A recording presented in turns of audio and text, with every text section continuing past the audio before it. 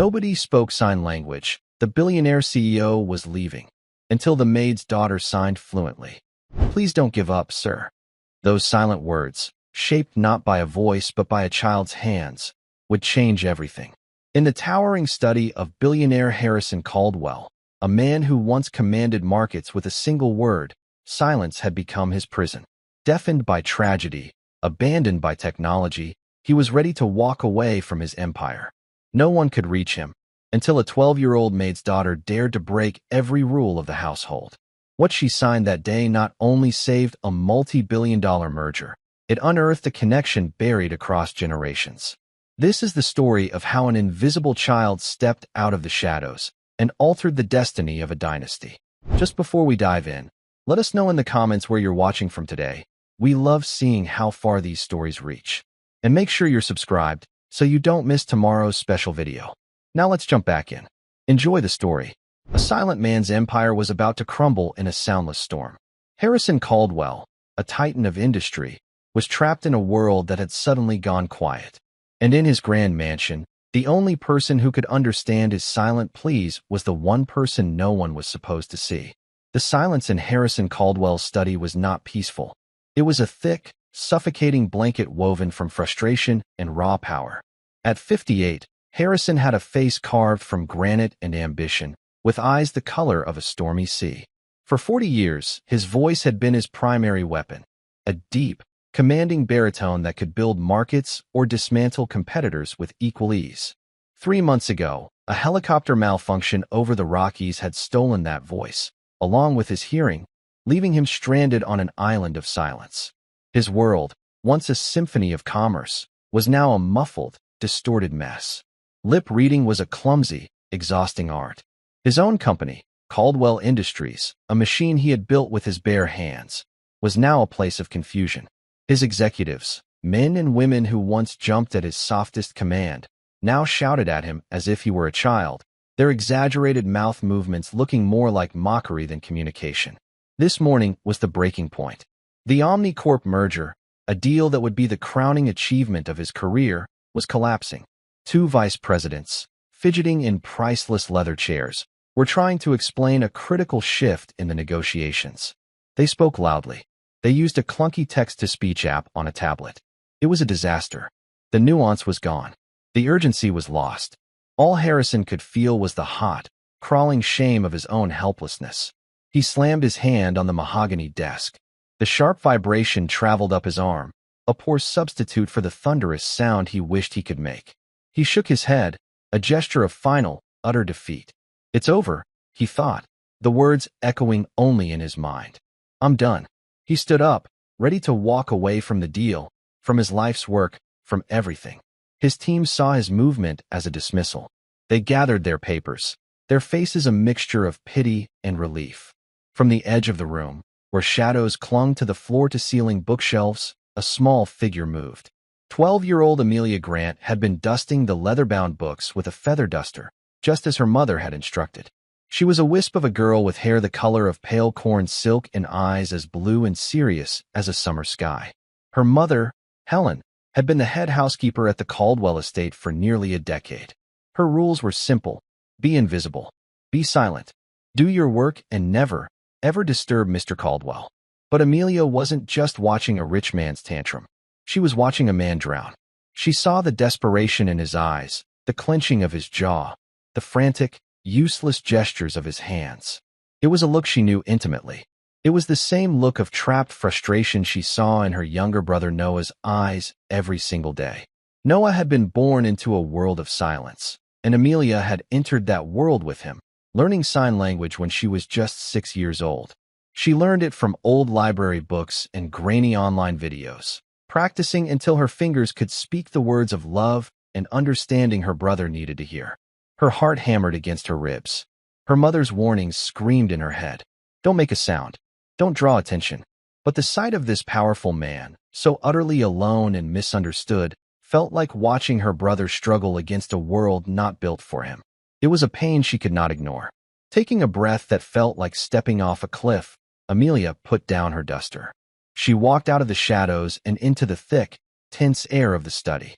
The 2 vice presidents stared, shocked at the audacity of the maid's daughter. Harrison Caldwell didn't even see her at first. His back was turned as he gazed out the window at the empire he could no longer command. Amelia took another step forward. She raised her small, steady hands. Her fingers moved with a fluid, quiet grace, shaping words out of the air. "Sir, please don't give up. I can help." Harrison felt a shift in the room and turned, his irritation sharpening. He saw the girl, and for a moment, he felt a fresh wave of anger. Who was this child? But then, he saw her hands. He froze. His mind, so used to the fog of miscommunication, struggled to process what he was seeing. It was a language. A clear, precise, beautiful language he had begun to learn in frustrating, lonely therapy sessions.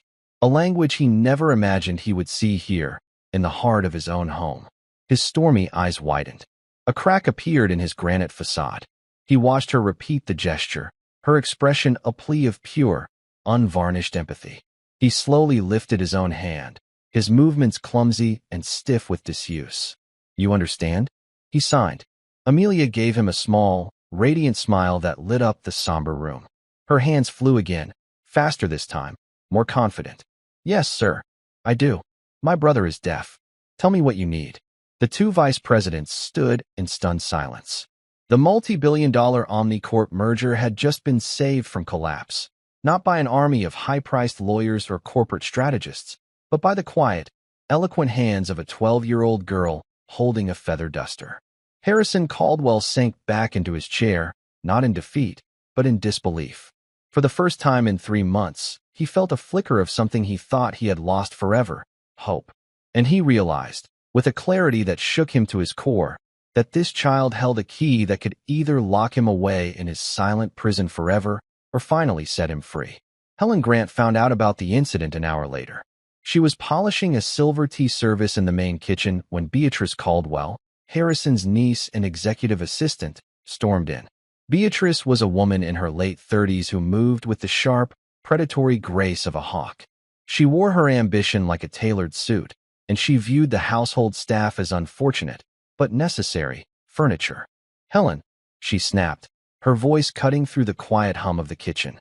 "Your daughter has just made an absolute spectacle of herself in the master study." Helen's heart dropped. She placed the silver creamer down with a trembling hand. "Ma'am, I don't understand. Amelia knows the rules." "Apparently not," Beatrice sneered. She interrupted a board-level meeting. She involved herself in Mr. Caldwell's private business. "I cannot have staff children meddling in affairs that are worth more than this entire estate." Helen felt a flush of shame and fear. She had raised Amelia to be respectful, to understand her place. "I am so sorry, Miss Caldwell. It will never happen again. I'll speak to her at once." But before Beatrice could deliver another verbal strike, Harrison Caldwell himself appeared in the kitchen doorway. His presence immediately changed the atmosphere. He was a mountain of a man, and even in his silence, his authority was absolute. He looked directly at Beatrice, his expression unreadable, and then his gaze shifted to Helen. He raised his hands, and with Amelia now standing nervously beside him, he signed. Amelia, her voice small but clear, translated for her mother. He says, "Helen, your daughter did not meddle. She succeeded where everyone else failed.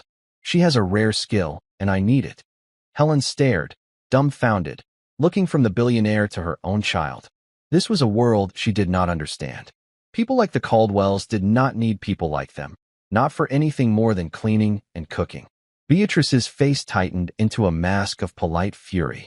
"Uncle Harrison," she said, speaking slowly and over-enunciating, as if he were a tourist who didn't understand the local currency. "This is highly irregular. We can hire a team of professional, certified interpreters. We don't need to rely on a child." Harrison's eyes flashed with impatience. He signed again, his movements sharp and decisive. He says, "The professionals you hired speak words. This child speaks with understanding. I have made a decision." Harrison paused, looking directly at Helen, his gaze softening slightly. "I am promoting you to estate manager. Your salary will be tripled. Your only new duty is to ensure that Amelia is available to assist me whenever I require it." The kitchen fell silent. Helen felt dizzy, as if the floor had tilted beneath her feet. Estate manager? It was an impossible leap. It was a dream she never would have dared to have. But the cost of that dream was her daughter, thrown into the center of a world of corporate sharks and family intrigue. Sir, Helen stammered, I don't know what to say. Amelia has school. She has homework. She will have the finest tutors in the country. Amelia translated, her own eyes wide with a mixture of excitement and fear. She can do her schoolwork here at the estate. He says her education is a priority, but he says his company is his legacy, and right now, she is the only one who can help him protect it. Beatrice watched the exchange, her lips pressed into a thin, bloodless line. She saw this not as a solution, but as an infestation. This little girl, this maid's daughter, had somehow bypassed years of corporate hierarchy and family loyalty to become her uncle's most trusted confidant in a matter of minutes. It was a threat, and Beatrice had spent her entire life neutralizing threats to her expected inheritance. Later that evening, in their small, newly upgraded staff cottage on the edge of the estate, Helen sat with Amelia at their tiny kitchen table. The promotion, the money, the tutors, it all felt unreal. Amy, Helen said, her voice heavy with worry. You have to be so careful. These are not our people. This is not our world. You did a good thing today, a kind thing. But kindness is often seen as weakness in a place like this. But Mama, Amelia said, her blue eyes earnest. He looked so alone, like Noah does sometimes, when we can't understand what he needs. I just wanted to help. I know, sweetheart. You have a good heart. It comes from your grandfather. Helen ran a hand over Amelia's silky hair. He was the kindest, bravest man I ever knew. Amelia's grandfather, Sergeant Major Thomas Grant, was a family legend. A decorated war hero who had fought in some of the most brutal conflicts of the last century. He had passed away before Amelia was born, but his portrait hung in their living room, a young man with Amelia's same serious eyes, his uniform crisp, his gaze steady and fearless. He was their link to a legacy of honor, a legacy that felt a million miles away from their life of quiet service. Grandpa always said that courage isn't about not being afraid. Amelia whispered, repeating a story her mother had told her 100 times. It's about doing what's right, even when you're terrified. That's right, Helen said, pulling her daughter into a hug. But you remember this, Amelia. In that big house, doing what's right might look very different to different people. You watch your back, especially around Miss Beatrice. Amelia nodded, but she wasn't thinking about Beatrice. She was thinking about Mr. Caldwell's eyes when he had finally been understood. It was a look of profound, soul-deep relief. And for the first time, Amelia realized that her small hands held a strange and unexpected power. In a world of shouting men and corporate battles, the quiet language of her heart was the strongest voice of all. And she was only just beginning to learn how to use it. The next few weeks were a whirlwind that settled into a strange new routine. Amelia's life was split in two. In the mornings, a private tutor, a kind-faced woman named Mrs. Gable, would arrive at the cottage to guide her through algebra, literature, and history. But her afternoons were spent in the charged, silent world of Harrison Caldwell. She became his shadow, a small, blonde presence in rooms filled with powerful men.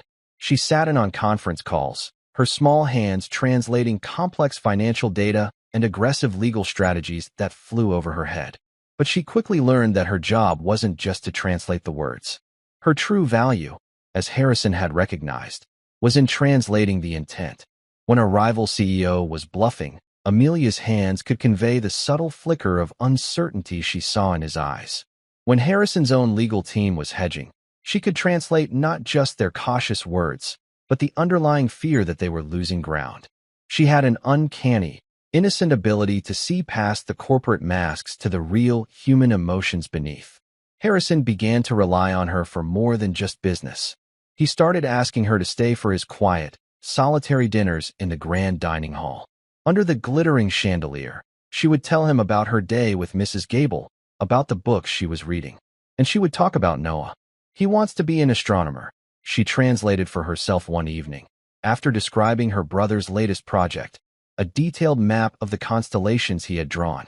He says the stars don't need sound to be beautiful. They just are. Harrison listened, his expression thoughtful. He was a man who had never had time for children, not even his own niece when she was young. He had always seen them as small, illogical creatures. But Amelia was different. She possessed a quiet wisdom, a deep well of empathy that he found himself increasingly drawn to. He started to see her not as an employee or a tool, but as a lifeline. This growing bond did not go unnoticed by Beatrice. She watched from the sidelines, her resentment simmering like a poison. Every shared glance between her uncle and the girl, every moment of understanding that excluded her, was a fresh insult. She had dedicated her life to this company, to him. She had learned his business, anticipated his needs, and positioned herself as his rightful heir. And now, her inheritance was being threatened by the maid's daughter. She began her campaign subtly. She would accidentally use highly technical engineering terms in meetings, knowing Amelia wouldn't know the specific signs. "Oh, I'm so sorry," Beatrice would say with a saccharine smile when Amelia faltered. "I forgot we were relying on an amateur. My mistake."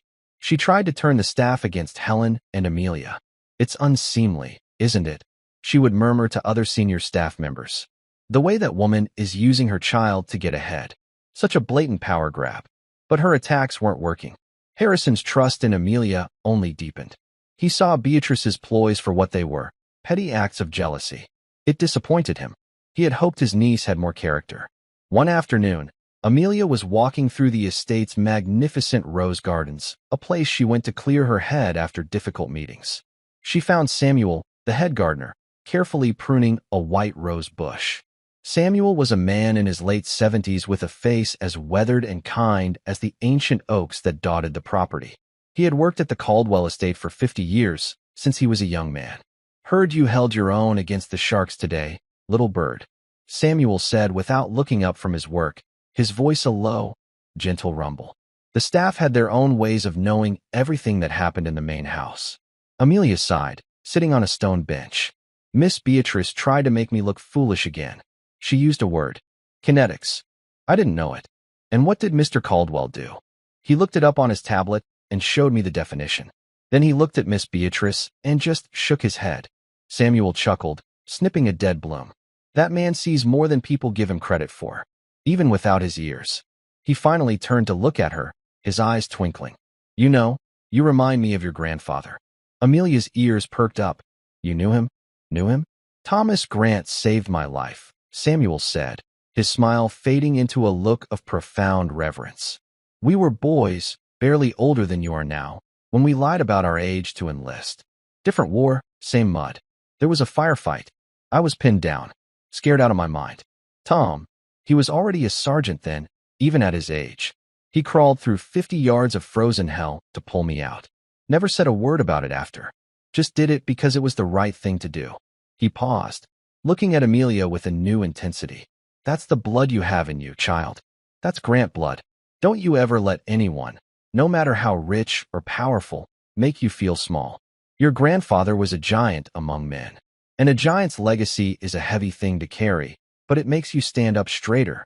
Samuel's words wrapped around Amelia like a warm cloak. He was giving her more than a history lesson. He was giving her armor. He was connecting her to the heroic figure in the portrait, making him real. As she walked back to the main house, she felt a new sense of resolve. She wasn't just Amelia Grant, the housekeeper's daughter. She was Amelia Grant, the granddaughter of Sergeant Major Thomas Grant. And she would not be intimidated. Her new courage was tested sooner than she expected. Harrison had called a sudden, high-stakes meeting. A corporate raider, a ruthless vulture named Alastair Finch, had been quietly buying up Caldwell Industries stock, preparing for a hostile takeover. The meeting was with the board, to convince them to stand with Harrison and fight back. Amelia stood beside Harrison at the head of a massive, polished boardroom table.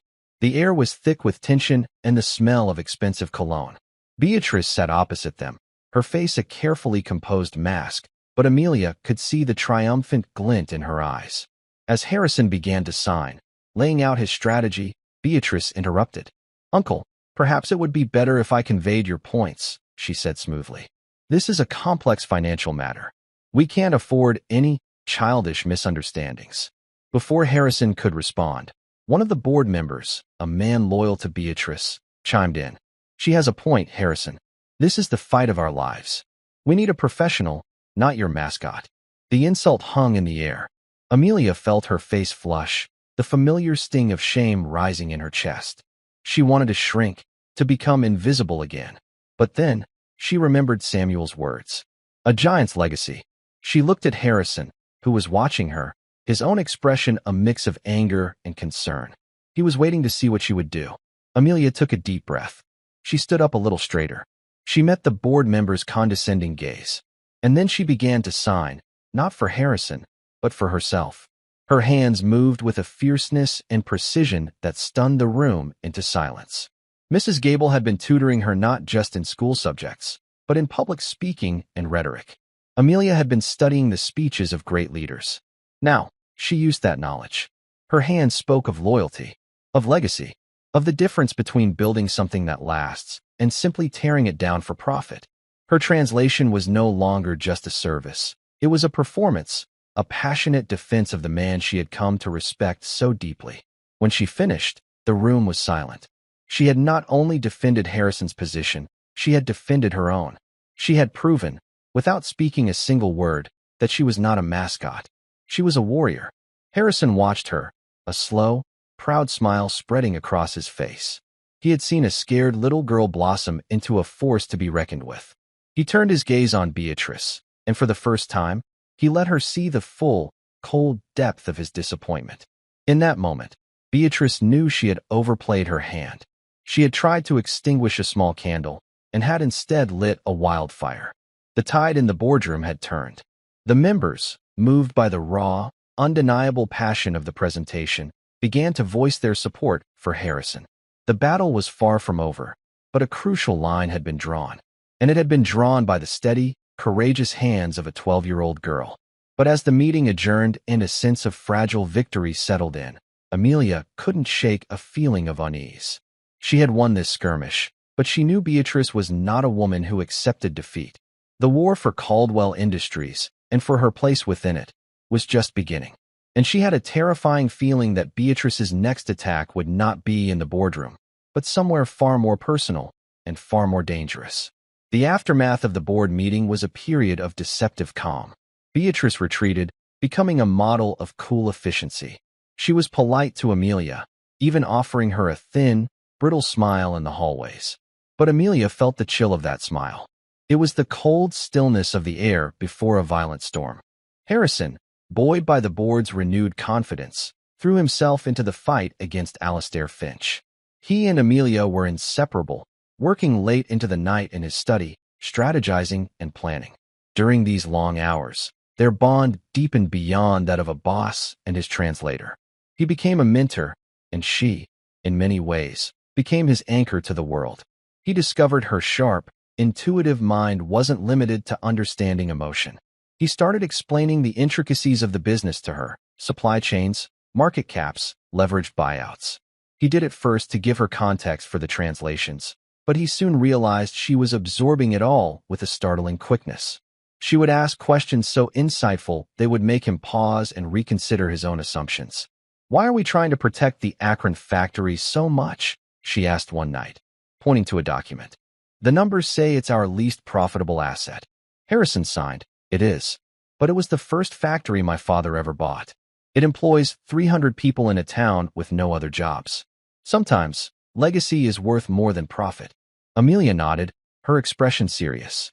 "Grandpa Thomas used to say something like that. He said a good leader protects his soldiers, not just the mission." The mention of her grandfather piqued Harrison's interest. "Tell me more about him," he signed. "Sergeant Major Thomas Grant." So, Amelia told him the stories Samuel and her mother had passed down. Stories of his bravery, his humility, his unwavering moral compass. Harrison listened intently. The name felt vaguely familiar, like a half-remembered tune, but he couldn't place it. Meanwhile, Beatrice was not idle. Her new strategy was far more insidious than public insults. She knew she couldn't discredit Amelia's skill, so she decided to attack her character. She began a whispering campaign, planting seeds of doubt with key board members and Finch's corporate spies, who had ears everywhere. The narrative she spun was subtle but poisonous. The poor, innocent maid's daughter wasn't so innocent. She was manipulating the old, vulnerable CEO, isolating him from his family and his trusted advisors. She was filling his head with sentimental nonsense about unprofitable factories and legacy, weakening the company from the inside. Who knew what her mother, the new estate manager, was really after? They were grifters, preying on a man in a time of crisis. The whispers began to have an effect. Alastair Finch's team seized on the narrative, using it in their public campaign to portray Harrison as an unstable leader who was being controlled by a child. The company's stock began to slide. The pressure mounted. The final battle was to take place at the annual shareholders' meeting, which was being held in a grand hotel ballroom in New York City. Finch would be there to make his case for a takeover directly to the shareholders. Harrison would have one last chance to convince them to stand by him. It was all or nothing. The night before they were set to leave for New York, Helen came to Amelia's room. Her face was pale with worry. "Amy, one of the kitchen staff told me something," she began, her voice trembling slightly. She overheard Miss Beatrice on the phone. She was talking to someone on Finch's team. She gave them something. Some kind of document from Mr. Caldwell's private files. Amelia felt a cold dread creep up her spine. What document? I don't know. But Amy, this is more than just jealousy now. This is betrayal. This is dangerous. Maybe we should step away. We can leave this place. We were happy before all this. Amelia looked at her mother's terrified face, and then at the portrait of her grandfather on her nightstand. What would he do? He would never run from a fight, especially not when someone was counting on him. "No, Mama," Amelia said, her voice firm. "We can't run. If we do, Mr. Finch will win. He'll close the Akron factory. All those people will lose their jobs. Mr. Caldwell will lose his father's company. We have to see this through. We have to fight." Helen saw the fierce determination in her daughter's eyes, the same look she had seen in her father's photograph. She knew there was no arguing. She could only pray. The next day, in the cavernous, packed ballroom in New York, the atmosphere was electric with hostility. Alastair Finch, a man with the sleek, predatory look of a shark, had just finished his presentation. He had been brilliant, using Beatrice's leaked information to paint a picture of a company in decline, managed by a sentimental, out-of-touch old man. The shareholders were murmuring, nodding. The sentiment in the room was shifting decisively against Harrison. Then, it was Harrison's turn. He walked to the podium, Amelia by his side. A huge screen behind them would show a live feed of Amelia's hands for the entire audience to see.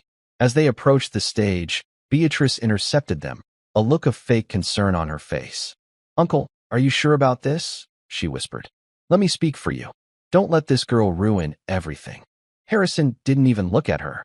He just walked past, his eyes fixed on the crowd. He stood at the podium, a lone, silent figure. Amelia took her place beside him. She could feel thousands of eyes on her, feel their skepticism, their pity. Her hands began to tremble. This wasn't the boardroom. This was an arena. Harrison placed a reassuring hand on her shoulder. He looked down at her and gave a small, almost imperceptible nod. "We do this together." He began to sign. His speech wasn't about numbers or projections. It was about people. He spoke of the men and women in Akron, of the pride they took in their work. He spoke of his father's vision, of building a company that was a community, not just a line on a stock ticker. Amelia, feeding off his strength, found her rhythm. Her hands stopped shaking. They danced in the air, translating not just his words, but the deep, unshakable conviction behind them. She poured all of his passion, his history, and his heart into her movements. But then came Finch's trap. During the Q&A session, a shareholder, clearly planted by Finch, stood up. "Mr. Caldwell," the man said, his voice dripping with false sympathy. "We all admire your sentiment. But Mr. Finch has presented evidence that you recently authorized a $500,000 discretionary fund for the Grant family. It looks less like sentiment and more like you're being bought off by your own staff. Can you explain this?" The accusation hit the room like a bomb. A bribe. Embezzlement. The crowd gasped. Helen, watching from the wings, felt faint. Beatrice smiled. This was the document she had leaked. A perfectly legal trust Harrison had set up for Amelia's future education, twisted to look like something sinister. Amelia froze. Her mind went blank. How could she translate this? It was an attack on her mother. Harrison looked at her, then at the crowd, his face hardening as he understood the trap. He couldn't defend himself. He couldn't explain that the fund was a gesture of gratitude, an investment in a brilliant child's future. Any defense would sound self-serving. They were caught. The room was a sea of suspicious faces. Finch leaned back in his chair, a victorious smirk playing on his lips. This was the kill shot. Amelia looked out at the hostile crowd, and her gaze landed on her mother, whose face was a mask of despair. Then, she thought of her grandfather. A good leader protects his soldiers. In that moment, she knew what she had to do. She stepped forward in front of Harrison. She was no longer his translator. She was his defender. She looked directly at the camera projecting her image onto the giant screen, and she began to sign for herself. "My name is Amelia Grant," her hand said, the movements sharp and clear. An emergency interpreter in the control booth, hired for just such a contingency, began to voice her words, his voice filling the ballroom. "The man you are accusing is a man of honor. The money you are talking about is a college fund he created for me. He did it because he believes in my future. He didn't give it to me to buy my loyalty. He has my loyalty because he is a good man. He fights for his people. And that's more than you can say for a man like Mr. Finch, who only fights for his own wallet." She then turned to Alastair Finch. "You talk about strength. My grandfather, Sergeant Major Thomas Grant, was a war hero. He taught me that real strength isn't about destroying things. It's about having the courage to build and the integrity to protect what you've built. Mr. Caldwell is a builder. You, sir, are just a bully." Her small speech, so simple, so direct, so full of unshakable moral clarity, cut through the cynical atmosphere of the room. It reframed the entire debate. This was no longer about stock prices. It was about character. It was about right and wrong. A hush fell over the ballroom. No one knew what to do. A 12-year-old girl had just stood up to a corporate raider and, with nothing but the truth, had laid his motives bare. Suddenly, from the back of the room, a single person began to clap. Then another, and another. Within seconds, the entire ballroom, save for Finch and his cronies, had erupted in a thunderous standing ovation. It wasn't just for Harrison. It was for Amelia. Beatrice watched, her face ashen. Her perfect, vicious plan had not just failed. It had backfired in the most spectacular way imaginable. She had tried to frame Amelia as a villain and had instead revealed her as a hero. Harrison Caldwell stood behind Amelia, his eyes shining with tears. He put his hands on her shoulders, a silent, powerful gesture of pride and gratitude. He had come here to save his company. He hadn't realized he would be saved, in turn, by the fierce, loyal heart of a little girl.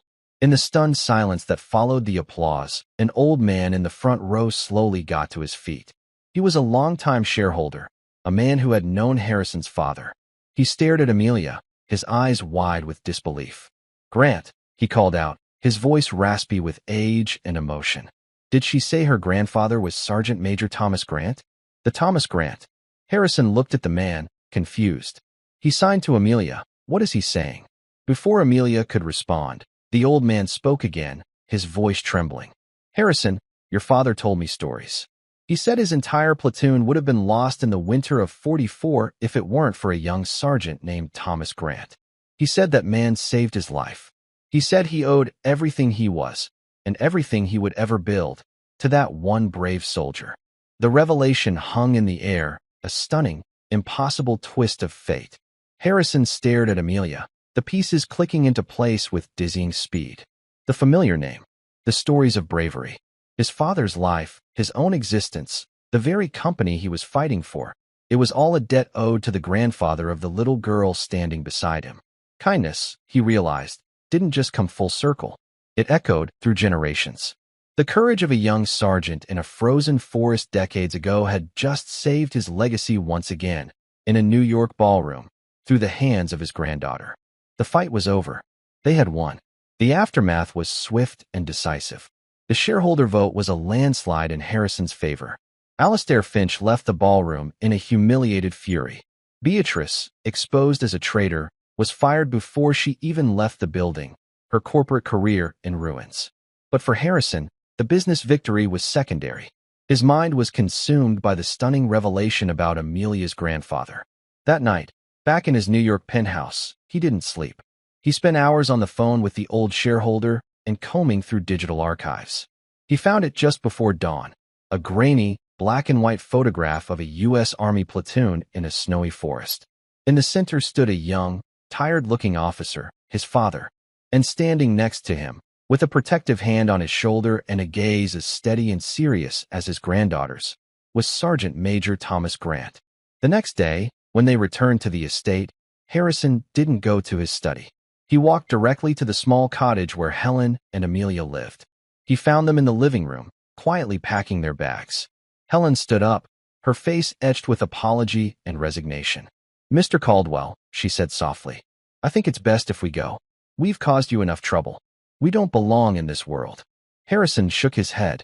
He looked at Amelia, and then at Helen, and he began to sign, his movements full of a new, profound emotion. Amelia translated, her own voice thick with tears. "He says, you belong here more than anyone. He says his father, Charles Caldwell, owed his life to your father, Sergeant Grant. He says everything he has, this house, the company, all of it, it exists because of him. He says it's not a debt he can ever repay, but he wants to try." He then turned to Amelia. "He wants to know what I want, what my biggest dream is." Amelia looked at her mother, and then at the picture of her grandfather. She thought of her brother, Noah, and his maps of the stars. She looked back at Harrison, and her hands moved with a quiet certainty. "My brother wants to be an astronomer," she signed. "But the schools that can teach him are very expensive. And I want to make sure no one ever feels as alone as you did, sir. I want to help people connect." An hour later, Harrison's lawyers were drafting 2 new initiatives. The first was the Thomas Grant Scholarship for Heroic Families, a fully funded program to provide education to the descendants of decorated veterans. Its first recipient would be Noah Grant, who would be attending the nation's top science academy with a specialized program for the deaf. The second was the Caldwell Connection Initiative, a new charitable arm of his company, with a $50 million endowment. Its mission was to fund and develop communication technologies and programs for the deaf and hard of hearing all across the country. Its future director, upon her graduation from a university of her choice, would be Ms. Amelia Grant. 1 month later, life at the Caldwell estate was transformed. The oppressive silence was gone, replaced by a new kind of quiet, one of peace and purpose. Helen, now a respected and confident estate manager, oversaw the property with quiet dignity.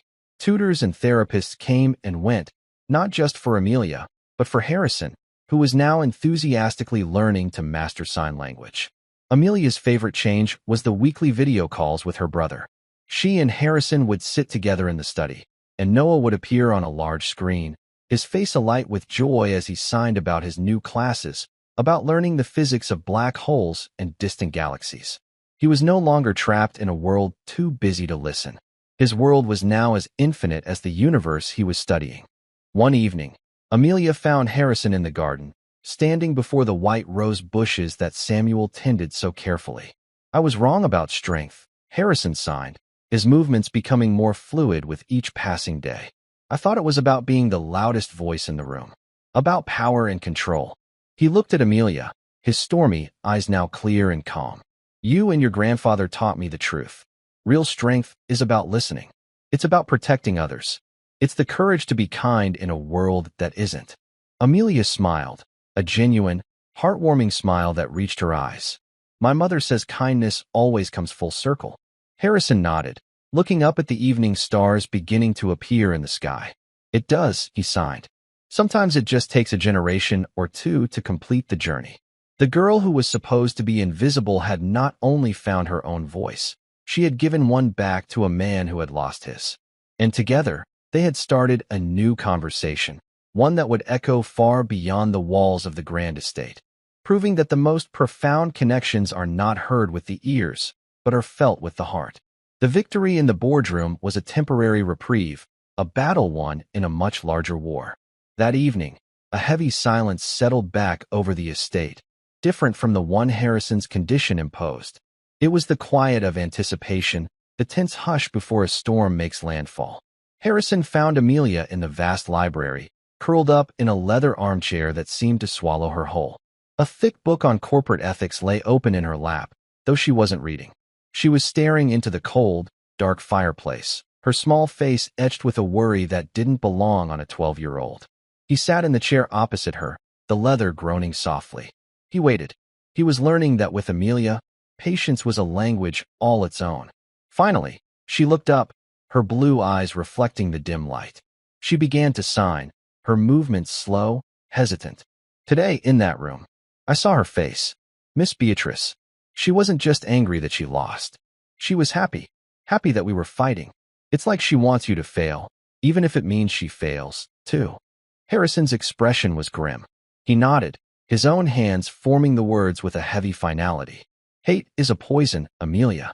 Sometimes, people would rather drink it themselves than see their enemy go thirsty. He paused, his gaze intense. You were brave today.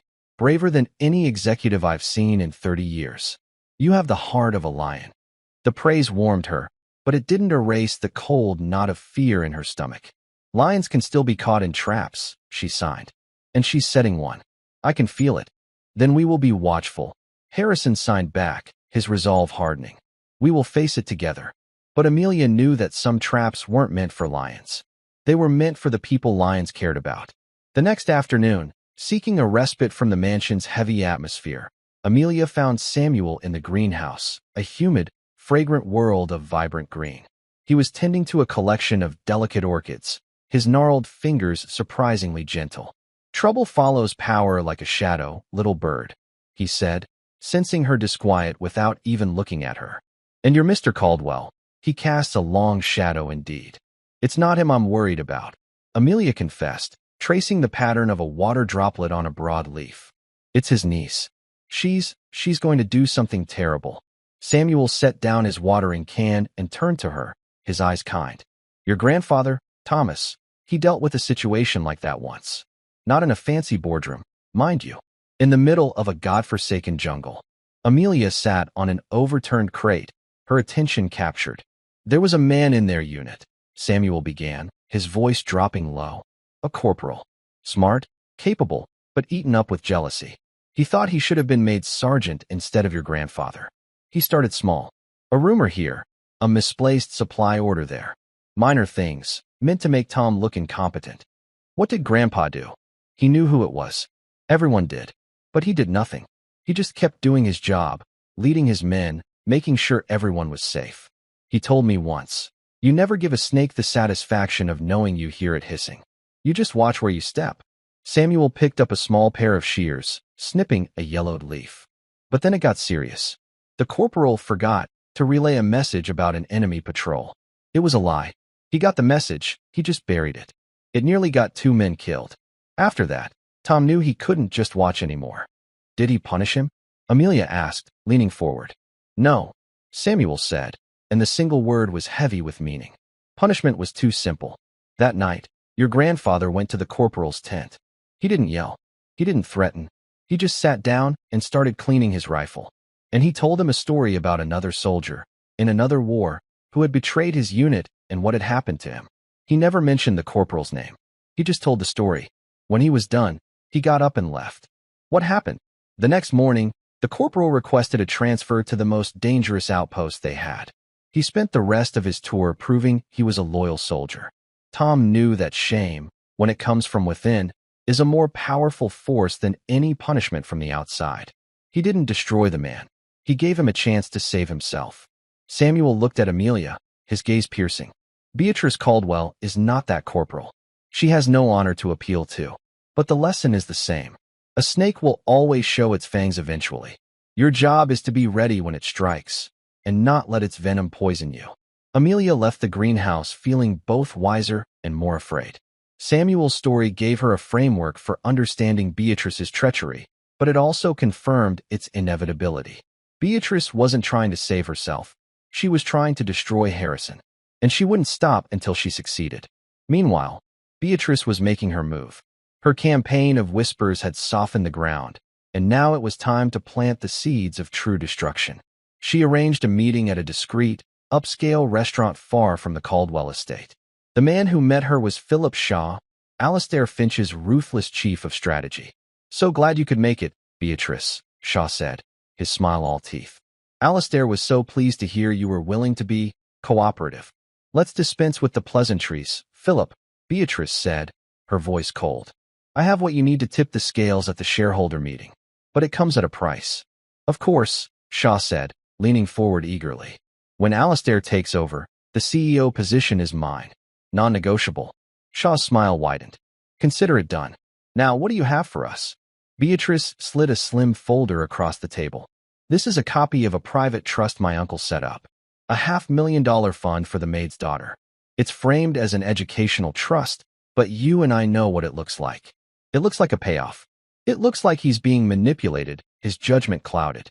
It's the perfect weapon to paint him as unfit to lead. Shaw opened the folder, his eyes scanning the document. A low whistle escaped his lips. This is gold, Beatrice. Pure gold. With the rumors you've already been spreading, this will be the nail in his coffin. Just make sure it's a coffin, Philip, Beatrice said, a venomous glint in her eyes. Not a slap on the wrist. I want him ruined. The poison began to spread faster than they could have imagined. 2 weeks before the New York meeting, Harrison received a call from his oldest friend and banker, a man named George Thornhill. George insisted on an in-person meeting. He arrived at the estate looking grim. They met in the study, with Amelia present to translate. Harrison, I'm hearing things, George said, foregoing any preamble. Ugly things. That you're no longer making rational decisions. That you've isolated yourself and are being unduly influenced by the child. He glanced uncomfortably at Amelia. Harrison's face was like stone. He signed to Amelia. Tell him he should know better than to listen to gossip. This is more than gossip, Harrison. George insisted, his voice rising. I've seen a document. A fund you set up. $500,000. In this climate, with Finch circling, it's indefensible. It looks like you're being blackmailed, or you've lost your mind. The board is spooked. The banks are nervous. You're hemorrhaging credibility.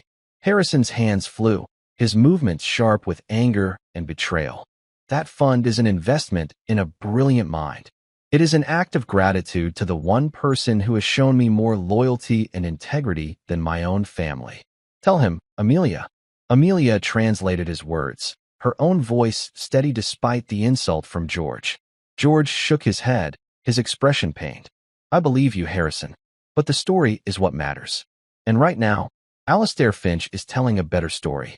You have to get rid of the girl. Publicly. Distance yourself from her and her family. It's the only way to prove you're still in control. The room fell silent. Amelia felt the weight of George's words, the cold, pragmatic logic of the business world. She was a liability. To save himself, Harrison had to sacrifice her. She looked at him, her heart aching, ready to accept his decision. She would understand. She would step aside if it meant he could save his company, his legacy. Harrison held her gaze for a long moment. He saw the fear in her eyes, but also the resolute strength. He saw a child willing to sacrifice herself for him. He thought of his father, and of the man who had saved him. What would Thomas Grant have done? He would have protected his soldiers. Slowly, deliberately, Harrison turned his gaze back to his oldest friend. He raised his hands, and he signed 3 words. Amelia's voice was a soft whisper as she translated. He says, "Get out, George." The rejection of his friend, of the easy path, was a declaration of war. Harrison had made his choice. He wasn't just fighting for his company anymore. He was fighting for her. He was fighting for the principle that loyalty and honor were worth more than stock prices and public opinion. Just days later, as if to test his resolve, a crisis erupted at the Akron factory. A critical piece of machinery, the main press for their entire assembly line, suffered a catastrophic failure.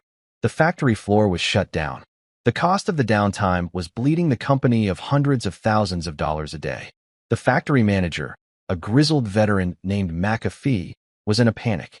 He couldn't get a clear assessment of the damage. Harrison, unable to fly there and assess the situation himself, was growing increasingly frustrated with the garbled, second-hand information he was receiving via email. Get McAfee on a video call, he instructed Amelia. Now. A few minutes later, the manager's worried face appeared on the large screen in the study. He was shouting into his phone over the din of the factory floor. Mr. Caldwell, it's a mess. The German engineers say the whole hydraulic system is shot. They're saying a full replacement, 6 weeks minimum. The news was devastating. 6 weeks would cripple them, handing Finch the perfect argument that the company's operations were failing. Harrison began signing frantically, asking for specifics, but the manager couldn't understand. Amelia stepped in. Mr. McAfee, she said calmly, her voice cutting through his panic. Let me help. Just show us the machine. The manager turned his phone's camera toward the massive, silent press. Amelia watched the screen intently. Harrison signed a series of highly technical questions about pressure valves and fluid dynamics, terms Amelia had learned during their late-night sessions. She translated them perfectly, but she was watching more than the machine. She was watching McAfee's face. She saw the sweat on his brow, but she also saw the way his eyes kept darting to a junior mechanic standing in the background, a young woman who was trying to get his attention, pointing at a smaller, secondary component. McAfee, in his panic, was ignoring her. Sir, Amelia signed to Harrison, interrupting his stream of questions. Ask him to listen to the woman in the blue overalls. She knows something. Harrison trusted her intuition without question. McAfee, let your mechanic speak, he instructed via Amelia. Reluctantly, McAfee handed the phone to the young woman. Her name was Sarah. She spoke clearly and concisely, her hands smudged with grease. Sir, with all due respect to the German team, they're wrong. It's not the main hydraulic system. It's a single servo valve that's failed. It's a $5 part, but it's seized up and is blocking the whole fluid circuit. If we can bypass it, we can be back online at 80% capacity in 3 hours, and a replacement part can be here by morning. A wave of relief washed over Harrison's face. He signed a new set of instructions, authorizing Sarah to proceed immediately. Amelia, he signed, once the call was over. How did you know? I didn't, she signed back. But I saw that she wasn't panicking. Everyone else was yelling. She was thinking. She looked like my mom does when she's trying to figure out how to get a stain out of a priceless carpet. She was solving the problem, not just staring at it. Harrison stared at her, a sense of awe dawning on him. Her skill wasn't just in language. It was in perception. She saw the things everyone else missed. That day, she hadn't just saved him millions of dollars. She had saved the Akron factory, and she had solidified his resolve. Let them come with their rumors and their lies. He knew who he was standing with. He was standing with the quiet, observant girl who saw the truth, even in the middle of a storm. The trip to New York was no longer just a defense. It was a counterattack. The journey to New York was tense.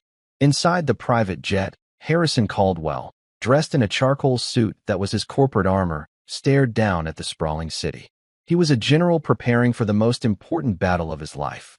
Across from him, Amelia, in a smart navy blue suit, rehearsed financial data to calm her nerves.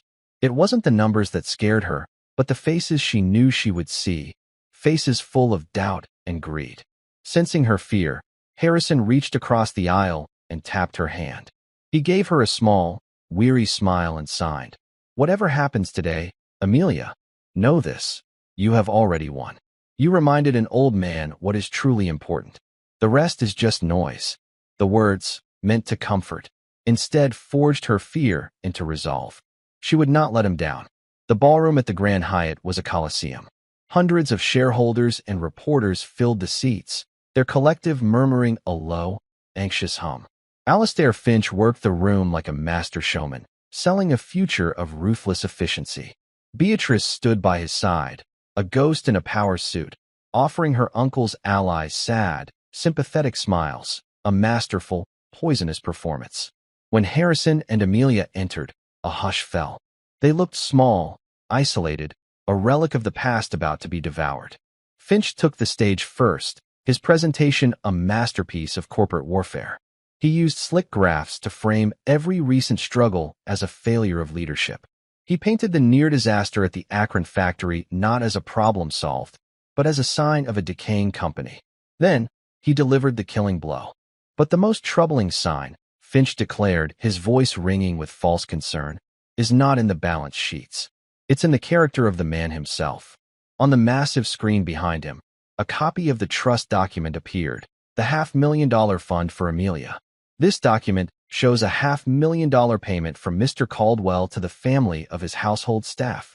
Finch boomed. A family whose young daughter is now his sole method of communication. Is this leadership? Or is this a man so vulnerable that he has become a puppet for those with a financial interest in controlling him? Outrage rippled through the audience. The accusation, so public and personal, was devastating. It was the confirmation of every whisper Beatrice had so carefully planted. Harrison Caldwell was compromised. The walk to the podium felt a mile long. The atmosphere was no longer skeptical. It was hostile.